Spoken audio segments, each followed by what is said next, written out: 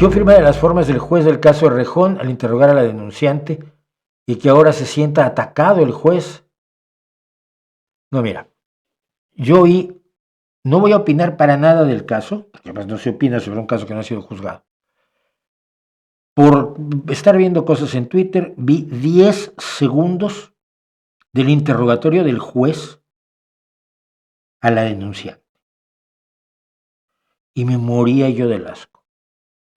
Fue cuando ella le dice, pero por usted le dijo que parara y ella le dice, no, es que yo le dije que me estaba sintiendo muy incómoda, pero no le dijo que parara, no le dijo específicamente que parara. ¿Y este tío qué es? El juez, es un inquisidor, no es una forma en la que se le habla a nadie,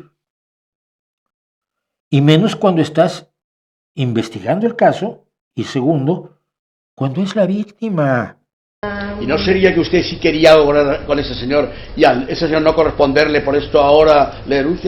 No, ella no está a juicio, está a juicio el otro. Me dio un asco infinito. No sé ni siquiera si sea cierto la acusación, no lo sabemos, no está juzgado el caso. Ha sido, está siendo expedientado por Consejo General del Poder Judicial ese juez. No le puedes hablar así a una víctima. No le puedes hacer a una víctima buscar de que de alguna forma sea responsable del delito del que fue víctima. Es que es increíble, ¿no?